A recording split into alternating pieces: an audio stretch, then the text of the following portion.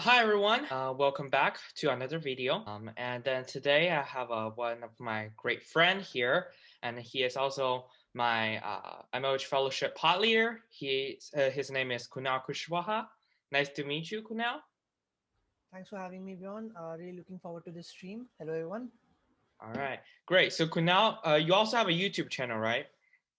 Yeah, I do. All right. Yeah, Yep. but enough about me. We can talk about you. You are doing some great work. I see your channel and I see the playlist section that you have on your channel. So I encourage everyone to check out Bjorn's playlist section.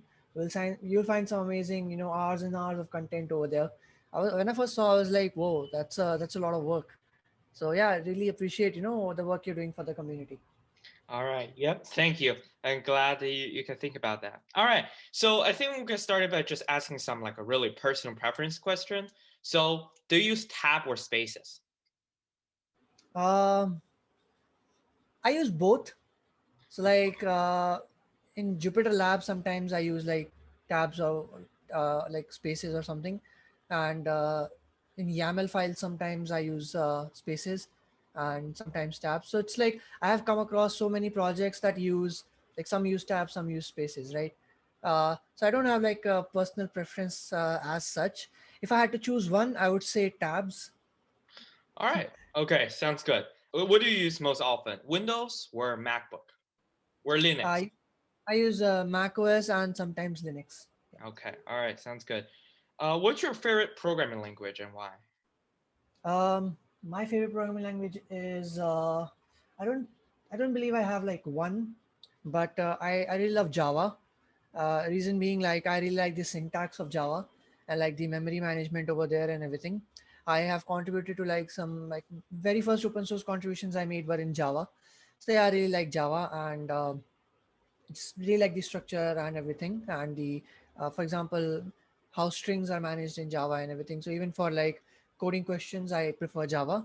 Other than that I really like Python is like really versatile and it's really handy when it comes to like machine learning stuff. So I used to teach machine learning and Python was really handy in that.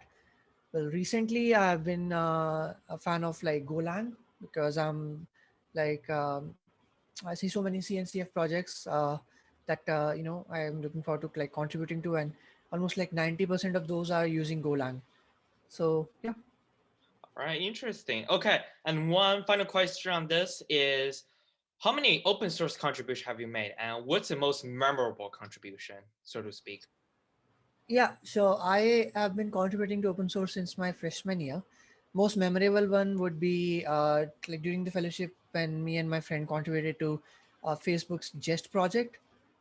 For those of you who don't know, Jest is like an open source JavaScript testing like framework, and what what we did was we added a new feature in it to report individual test cases. So during that particular week, Jest had like 2 million downloads something on npm. So that felt great that the code we are writing is being used by a lot of people. Other than that, projects wise like CNCF, Red Hat, yeah, Google open source programs and stuff.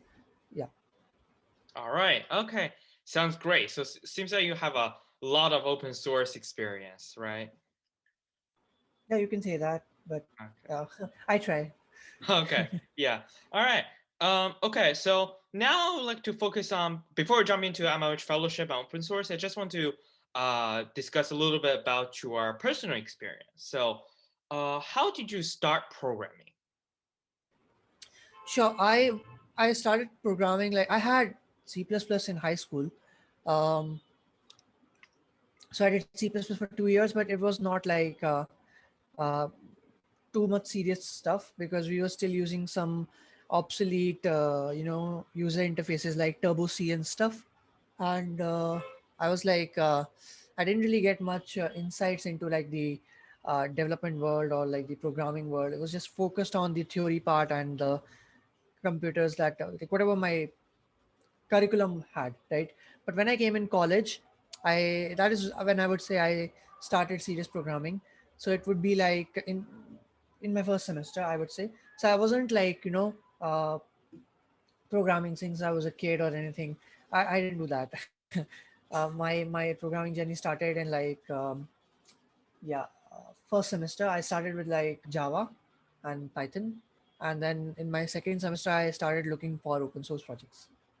All right, sounds great. So I think I will add some of my own experience here as well. So I started programming when I was 12, so just merely interested in web development. So yeah, just Google web development on YouTube, and of course I haven't have my channel yet. So when I Google related content on YouTube, it most of the time it shows up like stuff like Wix and WordPress and stuff like that. But then suddenly there's a video called "Learn Web Development Fast: HTML, CSS." So that video really bring me to the world of like actual programming. I just get introduced to it, and then eventually I followed a course called CS50, which is Harvard's online course, Introduction to Computer Science. So I took that course as well as took its related course called Web Development, which I learned web development using Python, Django, Flask, and JavaScript. So that was really fun, and I really enjoyed programming. And now I'm joining the fellowship and then learning more on open source contribution. Yep. Yeah, All you right. have been contributing to way before than I was. I am not sure what I was doing when I was 12. Uh, Ever since like till I was like 17, I don't know what I was doing. Yeah, I mean, most of the people don't know what they're doing. I mean, I'm just really merely interest. To be honest, who knows? I mean, I don't even know what will I do after I graduate high school, graduate college. But I mean, You still yeah, have time to figure it out, so no yeah, worries. yeah. So, what's your daily routine as just as a person in general? So I wake up at like around 5:30 something, and I have then I just freshen up and get my breakfast and do some yoga, for example, and then 6:30 I have my fellowship stand up, and yeah, and after that there's like office hours, so 9 to 10 I'm like on Discord and stuff, and uh, having meetings, for example, and after that like it how many events I have during that day. So fellowship there are so many events we are conducting, and I host quite a few of those, and yeah, I mean, after that I study a little bit.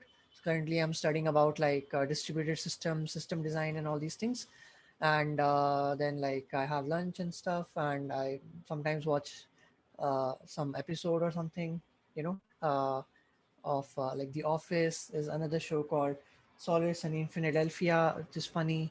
Yeah, and then what is I'm not I don't really have like the college classes sort of thing, which is good because I don't like attending college classes. And yeah, if I do get time, I make a YouTube video once a week, I believe. And one last thing would be open source stuff. So currently contributing to some open source projects, and looking forward to like contributing to some more. So I do that as well, during the evening time, and mostly in the evening is when we have when I have like the most of the open source meetings. So I have one today as well, and like the time zone of this is really I mean, few are APAC friendly but few are not. So most of the meetings for the open source stuff are 11 or something, even yeah. Other than that, I am an MLH coach, so I just realized that there are quite a lot of events I have to staff in March. So that is something that I'm going to be busy at as well. Yep. All right. Yeah, that's really interesting to see your daily routine. And then yeah, so I heard you say you wake up at 5:30. I can never do that. The earliest time I ever wake up is like 6:45 because I have a meeting at 7. That's like the earliest time I can wake up. But well, Yeah, kudos for you for waking up I also wake up due to the fellowship stand up only. If I didn't have stand up, I would not wake up. that. So that was one of the reasons I chose the 6:30 a.m. slot. So it's like force you to wake up earlier? Exactly. Yeah. Okay, but it does sound to you like go to bed earlier because you have events like at even a little Yeah. bit more. I go to bed early, like 12ish, sometimes 11. Yeah, when I don't Some- have events. Sometimes 11, most time of 12. That's called early. Wow. I mean, man, that's Nice. I do Okay. take some power naps in the noon time when I don't have meetings. Yeah. Yeah, that's reasonable. Yeah, so my daily routine is since I'm still a high school student, um, how would I work is that from when I wake up, which usually is 8 to 12, that's that's like me having like schoolworks. We have like online Zoom classes, stuff like that. And then I'm gonna eat lunch, which is somewhere like a 1 or 2. Then I'm gonna have my part-time job, which is basically tutoring kids on how to code, how to program.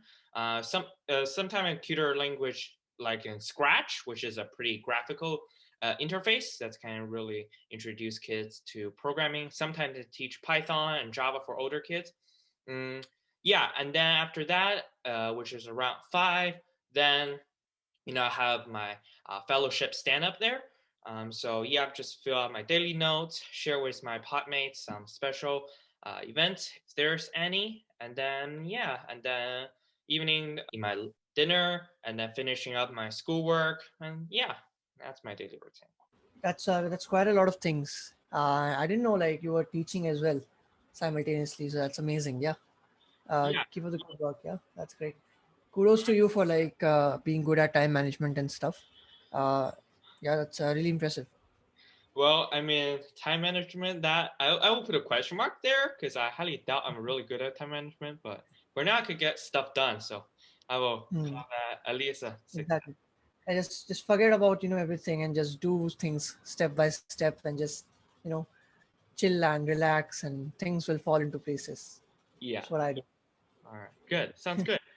All right. So now what I will do is we will jump into more fellowship Mhm. related questions. So these are some questions that I drafted and you guys asked. So uh, that's where the questions from. So I think we'll start from the very beginning. What's Mhm. the MLH Fellowship? Sure. So the MLH Fellowship is an internship alternative. So the more accurate term would be it's an educational program. So for a period of 12 weeks, you're like put in a particular pod. So pod is basically like a group of students you'll be working with, anywhere ranging from like 8 to 15, and what you're going to be doing in the fellowship is depends on which track you are a part of. So there are three tracks you can choose according to your needs. The first one is like the explorer track, second one is the open source track, which is a bit more advanced than the explorer track, and the third one is the externship track, which is like difficulty level wise it's similar to the open source track. Now if you are someone who has not much experience with development, for example, just starting out with programming, and your goal is, for example, learn various technologies and just like build your portfolio, work on a lot of like make nice projects, then the explorer track is much suited for you. If you have like the open source spirit, if you want to contribute to open source, work on real world projects, right, big projects and with maintainers, and you already have some development experience, then the open source and externship track are much better for you. So those are the three tracks. The educational focus tracks are open source and explorer. So these are the educational focus track, but the externship one is like a proper internship and job sort of thing, because you'll be working with organizations and on propriety or like government based projects or whatever that might be. So over there, that is a proper like contract and like a proper internship job opportunities that we can say. But regarding the educational tracks, which those are the open source one and the explorer one. So that's the MLH Fellowship. What makes it different is like you also get a lot of networking opportunities with a lot of people. I'm sure Bjorn can tell a lot more about that. There are like so many additional activities like show and tells, retrospectives, and workshops conducted by fellows. And other than that, there's like CTF challenges, is hackathons. So currently we are having the orientation hackathon. When I was a fellow, I got to interact with a lot of people like one on one. And recently, there's one more thing we have started, which is raise.dev mentoring sessions. So I didn't have that, when I was a fellow. So now this is provided to each and every fellow, and I'm sure Bjorn can, share more about that, like how it has been helpful and stuff. But that's what the general idea of the fellowship is. Yeah, sounds great. So just as to what Kunal said, networking, you really get like a lot of networking opportunity there, not only within your pod, but within like entire group as well, within your project that you're contributing to, if you're using open Exactly. source. And Hmm. then yeah, and then when I was a fellow, we didn't even have like the explorer track and externship track, right? There was only one track, open source. There was no part-time, full-time option. There was just full-time stuff. The program is, I believe, evolving, and I believe it's good. So let's say for the summers, we'll be having like more additions to the program. We're even continuously evolving this program as well. Like I mentioned, like next week something is starting, so look out for that. Yeah. Okay, so Kunal, so you have experience with, just say MOH, you have experience with MOH coach, MOH fellow, and a pod leader. So do you want to like give us some insights about what do you feel and what's your experience with all like three roles? Sure. So yeah, these are like community, MLH speaks and shouts community, right? I have been a part of a lot of community programs. Reason being just the resources that these programs provide, right, for us to help other people. Be that conducting workshops, hackathons, events, and just teaching someone. For example, the thing I like about MLH is like when I was selected as a coach, right? I could see like how serious they are when they talk about community. There were like 3 to 4 interviews they took of me, and they asked me like why you want to be a coach and all these things, like basically making sure that they're picking the right person. Then when I did get selected, I saw that so many people who are like in the coaches program, everyone has something special to offer. Everyone is doing their good work in helping the community. So regarding as a coach, we staff hackathons. So we have like so many MLH hackathons every month. I am staffing 2 this month, and they are like local hack day challenges and stuff, March challenges that are like some technical workshops that are happening this month as well. So you can definitely check that out. You can just Google like MLH March challenges, and you will find that. So I'm like, yeah, we are running like coaches are running those workshops as well. And currently it's like COVID situation, so everything is virtual. But when there was no virtual, like when there were in-person events, so coaches would be present at the in-person events, making sure everything is going okay and everyone is having a good time, and just making sure the hackathon is going fine, and just organizing and managing everything depending on which hackathon it is. So that's the role of a coach, and the role of a pod leader is basically running day-to-day activities like stand-ups, show and tells, retrospectives, hackathon judging and demoing, for example. And fellows, like Beyond mentioned, you'll be networking with like the pod leaders, maintainers of the open source projects, and the mentors. So the role of the pod leader is making sure that the fellow is able to communicate with all of them, effectively. And even in the beginning, like the role of a pod leader was to assign projects to quite of all the fellows. So if you remember, Beyond, I had like a one-on-one with every fellow. So we were one of the first pods whose projects were allocated.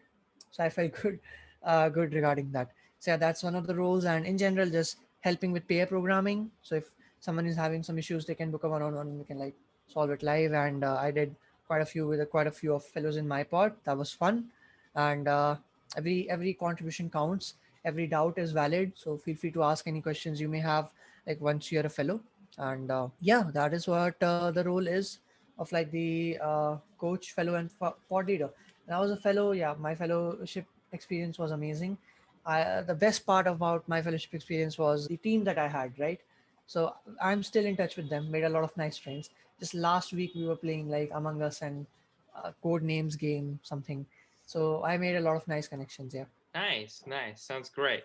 All right, so um, so But I yeah, I just want to share like what is your experience been like? We're halfway into the fellowship, right? So what has your experience been like as a fellow so far? yeah, I want to add that part as well. So I think MLH Fellowship, like the experience so far, is absolutely blowing my mind off about like how much I learned so far and versus how much I expected to learn. When I applied to fellowship, I don't even think I can get in. That's like first thing first, because fill out the long form, and then I'm saying, man, this better be worth something, because I mean, it took me like 40 minutes to just fill everything out, and then yeah, I eventually got like the first interview, and then second interview was Kunal, and then the final review and the significance as a fellow. So then I need to start thinking about like what will I learn from the fellowship. Then I look through the website, look through like the partners, even look through the GitHub organization. Then I think, yeah, so open source, yeah. And then when I actually coming to the fellowship, which I learned like just like a lot of stuff, like not just open source and coding, but also friends, time management. collaborating with Kunal, stuff like that. That's like a lot of stuff that I don't expect that's going to happen in fellowship that happened. Yeah. So that's really Yeah, just an amazing experience so far. I cannot wait for the most latter half definitely. to Yeah. turn on. Yeah. Yeah, I mean the second half is going to be great, and really looking forward to it. I can tell you, like I was at this particular place at a particular amount of time, and it was not that long ago. It was just like 6 to 7 months ago. I was at like 100 subscribers or something. I can tell by seeing the content that you're providing that it's definitely going to grow quite a lot. And it's like on YouTube, when you reach a particular threshold, right? Then it automatically like scales up. So it's like 1,000 or 2,000 subscribers, and then once you cross 10,000, right, then it just goes on its own. So yeah, just keep up the good work, and keep, like, share about the good work you're doing. And everyone who is watching, make sure you also like, share, and subscribe to Beyond's videos and channels, and make sure you share it with your friends as well. Yeah, some great Yeah. content over. Thank you for the plug there. Thank you very much. All right. It's And then, important, so important. yeah, okay. So I would like to answer the question, which I'm gonna ask, is what's a daily routine as a fellow? So daily routine as a fellow is really depends on the week, day of the week. Sometimes it may not happen before like the stand up starts, but sometimes it might be start at 7 a.m. as I mentioned. So uh, for example, something that we always do, of course, is daily stand ups. So which basically will share our what happened specifically today, yesterday, any blockers and any shout outs. And then, for example, we also have team building activities, developer roundtables. We just had a developer roundtables on personal branding, which I think is really cool and interesting and really relatable. We also have a show and tell, which was one of the best things that I think we can do during the fellowship, which every fellow going to share something that they know and then share with the entire pod or maybe even the entire fellowship team. And yeah, and then we also have the weekly maintainer sync. I think this only applies to open source. When you're assigned to a project, you're gonna sync.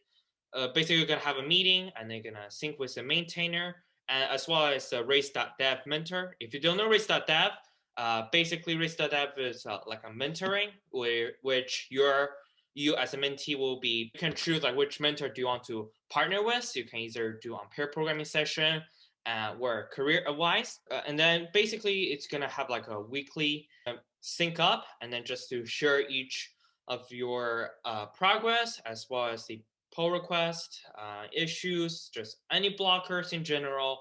I think that's really great because this is the first time I'm really working with a Facebook organization because I think that's really cool. For those who don't know, I'm working on something called Krypton, which is privacy preserving machine learning frameworks. That's really fun.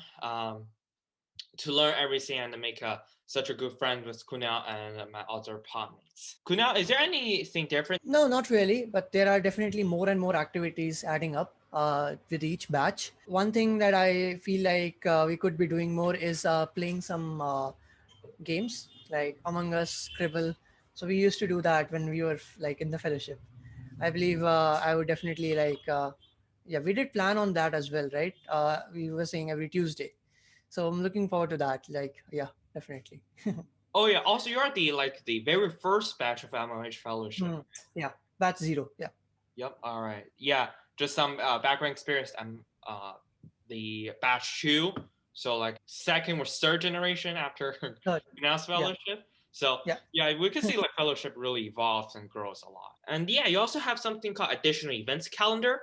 Basically, there's a lot of events you can attend across like multiple different topics. It's not like, you have to be like only pro coders, for example, can apply. I mean, I'm sure Bjorn can share about his experience being like from a high school, and then like, contributing such big projects and doing some amazing work, and managing so many things at once. So how we can actually like, when we're talking about like the application and stuff, the first thing is definitely do apply, right? Don't feel like overwhelmed and stuff that I'm a beginner, will I even get selected? Because the first step is applying, and put efforts in like your essay, right? Because you want to see like the passion for the fellowship, like why you want to be a fellow. And the second thing is the code sample you're submitting. Make sure that it's your original work. And also one more thing we look into is like if it's like a real code sample. For example, if you're submitting some coding interview question, right, from lead code, so that's not valid. That's not valid. That doesn't basically, why am I saying it's not valid? Because it does not showcase to us your development skills. So make sure you have an original project. I'm not saying like it has to be too complex or anything.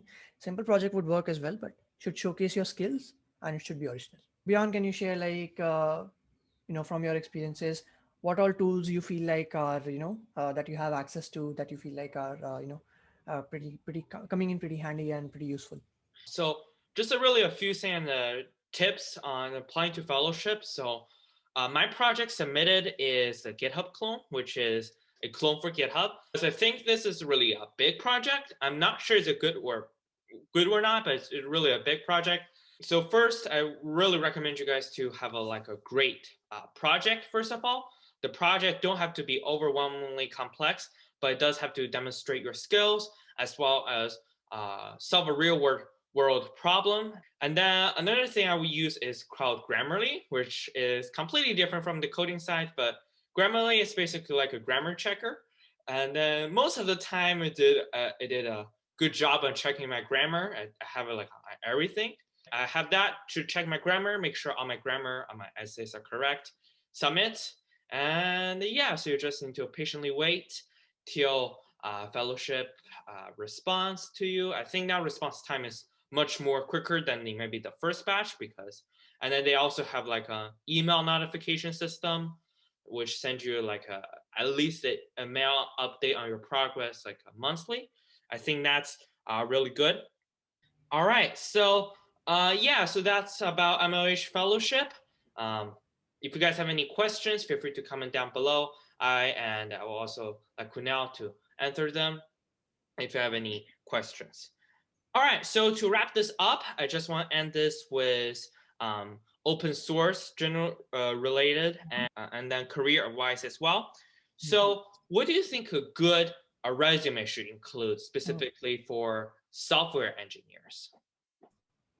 Sure. From my personal experience of like acceptances and rejections, in a resume, I would say first of all your resume should be 1 page long, okay, not more than that.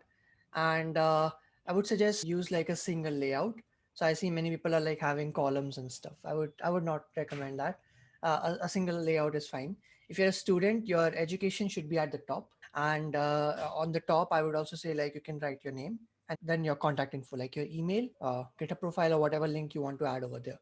Make sure every link is like clickable, means like you go to that link, it actually opens something, because no one likes to type out the entire thing. On an average, the research has been done, your resume is looked at for only 7 seconds, so you have to make the most out of it. And so yeah, regarding sections, you can have like the education section at the top. You don't have to like include a photograph or like your personal address. Like don't include like personal information like your address or your marital status, how many kids you have, what are the kids name. So all these things, you don't have to add all these things. For students, education at the top. For working professionals, your most recent experiences at the top, and education at the bottom then. So I'm going to talk about like for students. After the education, you can add like your skills and stuff. Yeah, in skills also you can like sort of like divide those. In skills, I have divided it into like languages, libraries, frameworks, platforms and databases and tools. In the skills section as well, I would say mention the relevant skills. Don't over clutter it. For example, I have not written Git in my skill set. Does that mean I don't know Git? So I have not written, for example, HTML, CSS, right? So if you're already at a place where you know some advanced level stuff, right? So in order to make things less cluttered, skip out the basic stuff, because they would already know that you already know about it. If I'm writing about like Docker, Kubernetes, Quarkus, and all these things, so they already know that I know about Linux. I know about like system administration stuff, and I know about how Linux works and stuff like that. And if I'm writing Google Cloud and Azure, they know like I know about cloud platforms and stuff. So I don't have to write each and every tool that is used. If I'm writing about machine learning, so I don't have to write like each and every tool used in machine learning, right? It's a pretty self-explanatory is what I'm saying. So only focus on like the relevant stuff, That also comes under like projects and all these things and work experiences. The next section you can have your work experiences and open source contributions. That is totally fine that you mention your open source contributions in your resume. It's totally okay and it's recommended as well. And the way I'm doing it is like when you're writing about your experiences, like okay, intern at this company or uh, fellow at MLH Fellowship, like or you can write over there. And the main point over here is like when you're writing descriptions of these particular work experiences, it should show impact. So for example, if you just write as I was selected as an MLH fellow, at Major League Hacking, that is not going to show any impact, right? Instead, what you should do is worked on Krypton, Facebook research project as a fellow during the MLH fellowship, did this, used these technologies, this is what I achieved. Now that is showing some sort of an impact. So when you can show some sort of an impact, that is really like recommended because your resumes, they go through like the application tracking system. So if you don't have like impact showing, then it will get most of the time you might have realized like you apply to an opportunity, you get a rejection in like 5 minutes, right? So those are automated emails. So use like some action words that can impact your resume. Avoid repetition. For example, if you have some initiative, like me and Beyond have like the YouTube initiative and we want to mention that in our resume, so you can use words like established, devised, developed, designed, created, set up, enabled, achieved, launched, accomplished, completed, delivered, improved, enhanced, presented, mentored, promoted, demonstrated, recommended, instructed, led, advised, supervised, launched, determined, surveyed, experimented, classified, analyzed, observed, explored, documented, diagnosed, identified. So all these action words you can use to make your resume better. If you want to showcase your accomplishments, for example, I have like implemented features, contests and actions to increase observability and control of object storage. That is how I'm mentioning my work experience with like some monitoring tools I work with. After that, you can like in work experience as well, add relevant stuff, right? So you should not clutter your resume is basically what I'm saying. Don't clutter it, right? Put relevant stuff only. I'm sure like you would have be having so many experiences over the couple of years, but you should not be putting like each and everything. Just put the most recent and relevant and most impactful stuff. All right. And other than that, in the next section you can have like your volunteering experience section. Again, over there just like put things that had an impact. So you can have like taught a boot camp of students, this and that. These many amount of students attending the boot camps, started a YouTube channel and gained these many subscribers. So using numbers and analytics, even in work experience, is really, really important. After that, most important sections is like your project section. So in the project section and advice, I can give you again, mention the tech stack you used and what the project is about and what you learned and like people are using it that didn't mention that and what impact did that have. And so instead of just writing worked on a project in MLH fellowship.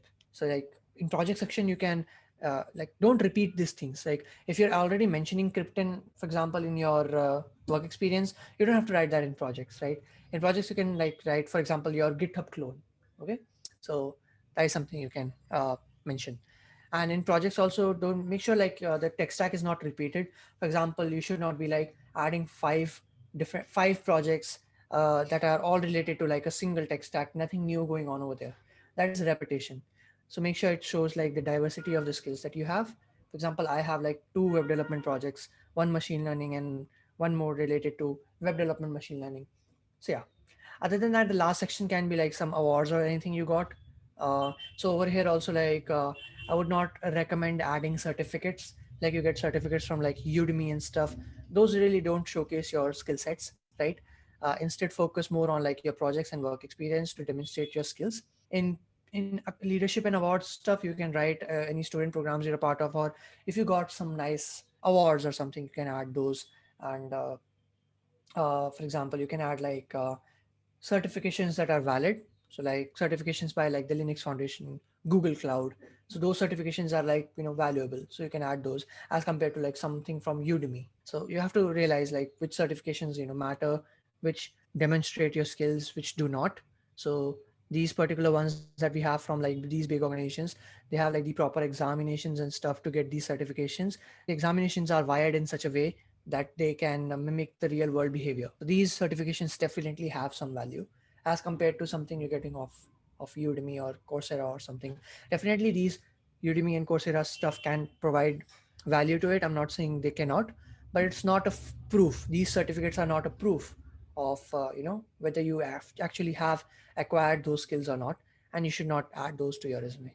But yeah, that was it about some resume tips. I hope you all will be able to make some changes. And one last tip I can give you is, don't forget to ask feedback on your resume. Share it with others, ask feedback, and yeah, improve upon it. Yep, that's a lot of resume tips there. I'm ready to change my resume. Already have like two versions of my resume already.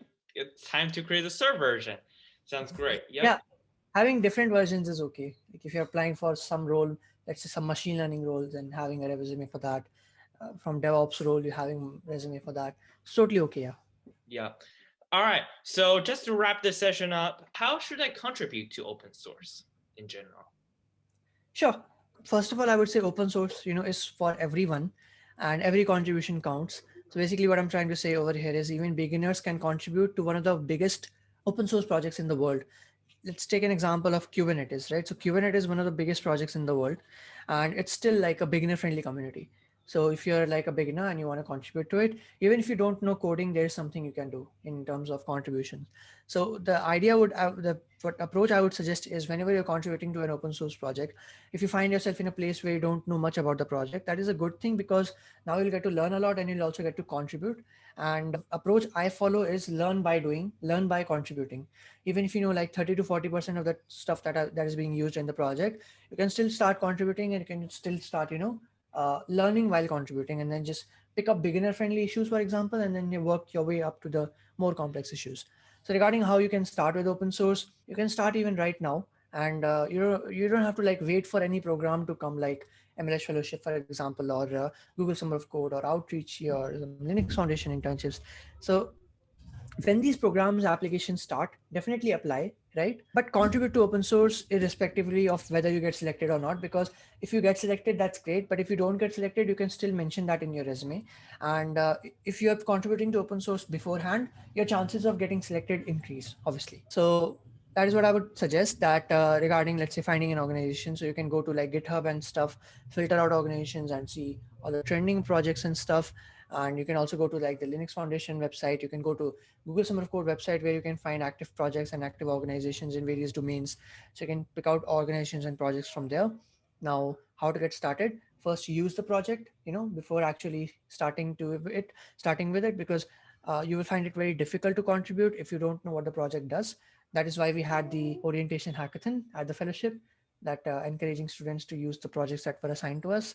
After that, also join the mailing list of the channel, because if you're contributing to such a big project, like I think Bjorn can also relate, that you will find difficulties and doubts. You will have so many doubts.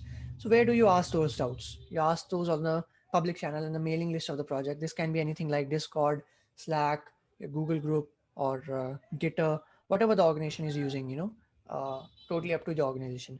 So join there and be active over there, be active in like the meetings and everything that they're having, and all these things. So that is what I would suggest, and ask all your doubts in the public channel. Don't like DM anyone or anything, because asking doubts in public is important. Having conversations in public is important. Let's say you're working on an issue and you're resolving that issue and everything. There was like a big conversation that happened, a lot of changes made. So let's say 6 months after that, someone comes to the changes that you made. They want to see the entire history of what conversation people had, what all changes were made. So it's better that that conversation was public, let's say on the GitHub issue only, right? Rather than something over DM or anything.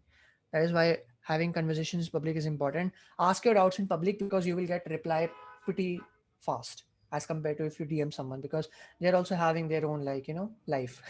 they're also not working on open source like full time, so most of the time people get a lot of DMs. That's why they don't even reply.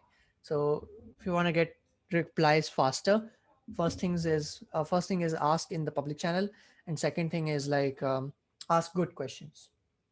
It's like, hey, I'm stuck at this issue, this is what I tried and still getting this particular error, this is how you reproduces, can you suggest me some things to get unblocked or something. That is how you get started. And after that, just study and like study about the project, and study about the things that are being used in the project, and then just keep contributing, and that's how you become an open source contributor. Wow, that's really great. You really offered us like a lot of tips there on how to contribute, especially like ask your question or your doubt like publicly, just keep learning. And yeah, I think that's really great advice. All right, so to wrap this up, I just made up like a really fun small activity we can do. So Kunal, so do you speak another language beside English? Yeah, my I speak Hindi, my mother tongue. All right. Okay. Sounds good. I also speak Chinese as well. So I think what we can do is, can you teach me how to say "hello world" in Hindi, and I will teach you how to speak that in Chinese. Sure. Hello world. You can say Namaste Namaste, Dunia. Dronia, No, no, Dunia. Dunia. Dunia. Dunia. Dunia, Exactly. Yeah. Namaste Dunia. Namaste, Dunia, Nana. Yep. All right. Good. Yeah. You're good. That's good. Uh, Yeah. Okay. All right. I will. Okay. I will teach you how to speak in Chinese then. Sure. 世界你好. Shuti anyhow. Yeah, that's actually perfect. Yeah, Nice. nice. Yeah, that's how Nice. we speak hello world in our language. All Nice. right. Okay. Well, That was nice thing I learned today. yeah. All right. Well, Kunal, thank you for coming to the session. Really enjoyed to talk with you. I think we all learned a lot from you, your personal experience as a fellow coach, open source contributor, and a pod leader. So again, thank you for coming. Yep.